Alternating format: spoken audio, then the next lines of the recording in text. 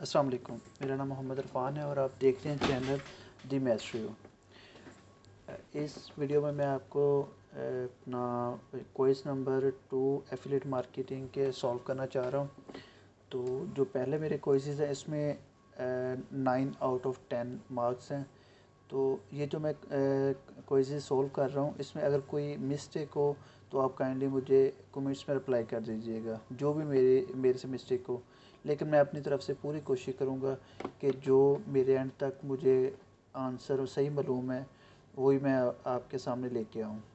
बिस्मिल्लाहिर्रहमानिर्रहीम।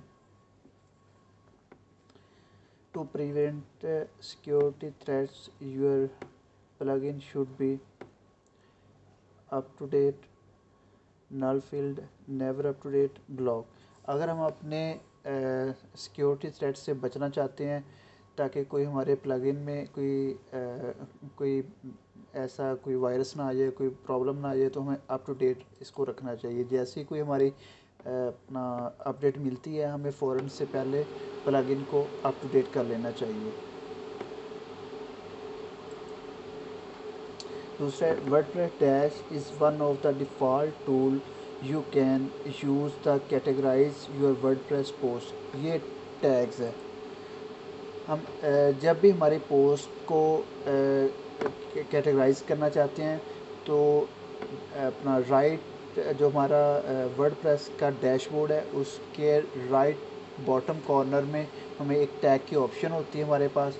वहाँ हम जो भी उसको टैग करते जाएंगे, जिस जिस कीवर्ड के अगेंस्ट हमारी जो पोस्ट होंगी वर्डप्रेस की, जो जो भी हमारे आर्टिकल की पोस्ट होंगी वो उस टैग्स में, उस कैटेगराइज में शामिल होती जाएंगी। हमारी 2 कैटेगराइज हो सकती, 3 हो सकती हैं, जो भी हमारे जिस नाम से भी होंगी वो टैग के ज़रिए हम उसको कैटेगराइज कर सकते हैं। What you need to keep in mind when writing content. अच्छा, हमारे माइंड में क्या होना चाहिए जब हम कोई भी कंटेंट लिखते हैं। Your target audience, message you want to convey, user intent और ऑल। ये सारी चीज़ें हमारे माइंड में होनी चाहिए कि हम किसके लिए कंटेंट लिख रहे हैं, हमारा मैसेज क्या होगा अपने ऑडियंस के लिए, और हमारी जो ऑडियंस है उसका इंटेंट क्या है, उसकी नीयत क्या है जिसकी वजह से वो हमारा कंटेंट रीड करना चाहते हैं। तो ये सारा कुछ हम ये ऊपर वाले तीनों ऑप्शन इसके अंदर आती हैं कि जब हम कंटेंट लिखना शुरू करते हैं हमें तीनों चीज़ों का पता होना चाहिए कि हम किसके लिए लिख रहे हैं, क्या लिख रहे हैं, और जिनके लिए लिख रहे हैं उनकी नीयत क्या है हमारे कंटेंट को पढ़ने के लिए। इसके बाद dash is collection of web pages, website. ठीक है, वेबसाइट के अंदर ही बहुत सारे पेजेस होते हैं। ब्राउज़र तो सिंपल एक कोई किसी भी चीज़ को सर्च करने के लिए, इंटरनेट एक वे है वेबसाइट को एक्सेस करने के लिए, और www आपको पता ही है। और बेस्ट आंसर, जो करेक्ट आंसर है, 100% करेक्ट आंसर है, वो वेबसाइट है। Which of the following is not seen of the WordPress dashboard. हमारे वर्डप्रेस के जो डैशबोर्ड है उसमें क्या नहीं होता। अच्छा जी, ये साइट ट्रैफिक नहीं उसमें होती, क्योंकि उसमें तो हमें अभी तक हमने क्या कहते हैं उसे, वर्डप्रेस की अपना भी बना रहे हैं ना वेबसाइट, तो साइट ट्रैफिक तो तब आती है जब हमारी वेबसाइट एस्टेब्लिश हो चुकी होती है, हम उस पर बहुत सारा काम कर चुके होते हैं। उसके बाद हमारा एक प्लगइन होता है, उसके ज़रिए हम साइट ट्रैफिक देख सकते हैं। मेन्यू ऑप्शन भी होता है, वेलकम टेक्स्ट भी होता है, प्लगइन्स भी होते हैं। ये साइट ट्रैफिक जो है मेरे नज़दीक यही है कि ये साइट ट्रैफिक की जो ऑप्शन है ये हमारे उसमें वर्डप्रेस में नहीं होती, वर्डप्रेस के डैशबोर्ड में नहीं होती। बाकी अगर आपको ये वेलकम वाला टेक्स्ट लगता है तो आप ये भी चूज़ कर सकते हैं, लेकिन मेरे ख्याल में ये वेलकम वाला टेक्स्ट मौजूद होता है। उसके बाद है N HTML XHTML documents that available through the World Wide Web and can be accessed through web browser is called webmaster computer web server web pages। अच्छा, ये वेब पेजेस के लिए जो हमारी HTML और XHTML वो हमारे वेब पेजेस के लिए डॉक्यूमेंट से इस्तेमाल किए जाते हैं। A unique number that computer can use other to identify that communicate with each other on a computer network। Computer network जो आपस में कम्युनिकेट करते हैं वो आईपी एड्रेसेस की बेस पे करते हैं। आईपी एड्रेसेस हमारे एक जो ह्यूमन बीइंग के लिए मतलब आईपी एड्रेसेस को याद रखना मुश्किल होता है, लेकिन कंप्यूटर की जो कम्युनिकेशन होती है आपस में वो आईपी एड्रेसेस की वजह से होती है।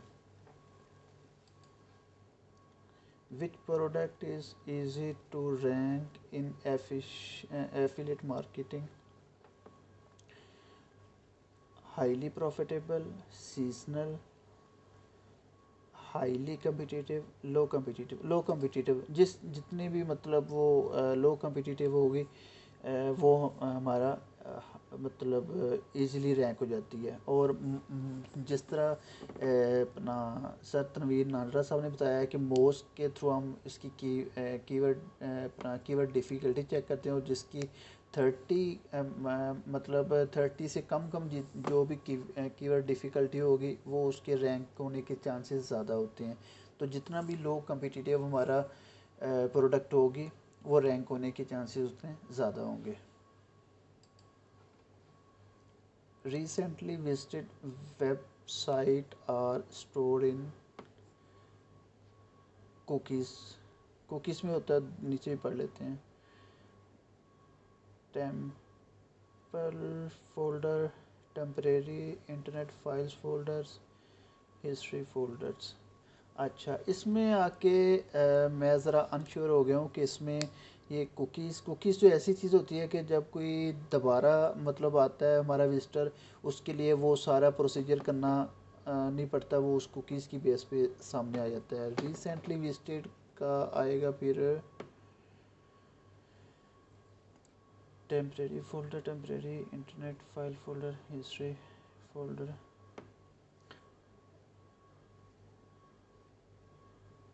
ये कुकीज़ फ़ोल्डर या हिस्ट्री फ़ोल्डर, इन दोनों में से है, इसमें मैं श्योर नहीं हूँ, लेकिन मैं अपने बिहाफ पे जो कर रहा हूँ